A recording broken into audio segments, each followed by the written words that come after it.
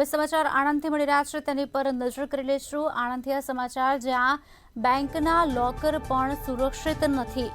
આણંદથી આ સમાચાર બેંકના લોકર પણ સુરક્ષિત નથી। બેંકના લોકરમાં મૂકેલા દાગીના અને રોકડની ચોરી થઈ હોવાના સમાચાર આણંદથી મળી રહ્યા છે। બેંક ઓફ બરોડાની ચીખોદરા શાખાના લોકરમાંથી ચોરી કરવામાં આવ્યા છે।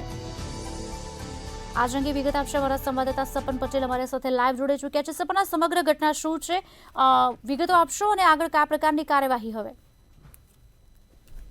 3 મહિના પહેલા એટલે કે ગત સપ્ટેમ્બર માહમાં એક એનઆરઆઈ પરિવાર જ્યારે પોતાની બેંકમાં લોકર તપાસવા આવે છે, બેંક ઓફ બરોડાની ચીખોદરા શાખામાં આ લોકર તપાસવા માટે આવે છે, ત્યારે તેમને પોતાના લોકર નંબર 36માં રાખેલા સોનાના ઘરેણા તેમજ 10.5 લાખ જેટલી રોકડ રકમ ગાયબ જોવા મળે છે, જેને લઈને તે લોકો દ્વારા બેંક સાથે ચર્ચા કરવામાં આવે છે અને બેંક પાસેથી જવાબ માંગવામાં આવે છે।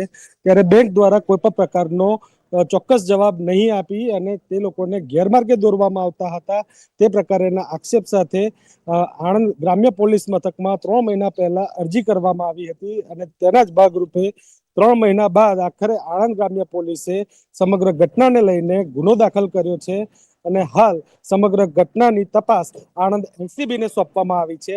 એનઆરઆઈના ગઢ ગણાતા ચરોતર પંથકના આણંદ જિલ્લામાં આ ઘટનાથી જે દેશ વિદેશમાં રહેતા પરિવારો છે તે લોકોમાં ક્યાંક ને ક્યાંક ચિંતાનો માહોલ જોવા મળી રહ્યો છે, કારણ કે પોતાની કિંમતી વસ્તુઓ જ્યારે બેંકના લોકરમાં જ સુરક્ષિત મૂકવામાં આવતી હોય છે, ત્યારે ઘણા વર્ષો બાદ આવતા પરિવારો જ્યારે આ પ્રકારની ઘટનાઓથી સાંભળે છે કે જુએ છે, ત્યારે ક્યાંક ને ક્યાંક ચોંકી ઉઠે છે અને તે લોકો પણ વિચારમાં પડી જાય છે કે તે લોકો દ્વારા બેંકમાં મૂકેલી લોકરમાં મૂકેલી વસ્તુઓ જેની સંપૂર્ણપણે સુરક્ષા માનવામાં આવતી હોય છે તેવી જગ્યાઓ પર પણ વસ્તુઓ હવે સુરક્ષિત નથી।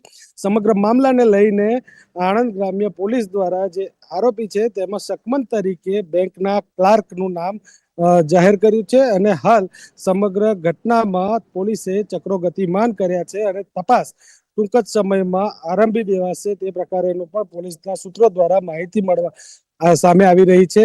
પ્રાપ્ત માહિતી અનુસાર મંતવ્ય ન્યૂઝ સાથે વાત કરતા જે અન્ય એક વ્યક્તિ છે તેનું પણ લોકર ક્યાંક ને ક્યાંક થોડાક સમય પહેલા જ એટલે કે 2 વર્ષ પહેલા તેના લોકરમાંથી પણ વસ્તુઓ ગાયબ થઈ હોવાની ઘટના ઓલરેડી બની ચૂકેલી છે, એટલે કે માની શકાય કે એક જ બેંકના 2 લોકરોમાંથી વસ્તુઓ ગાયબ થવાની ઘટના બની છે।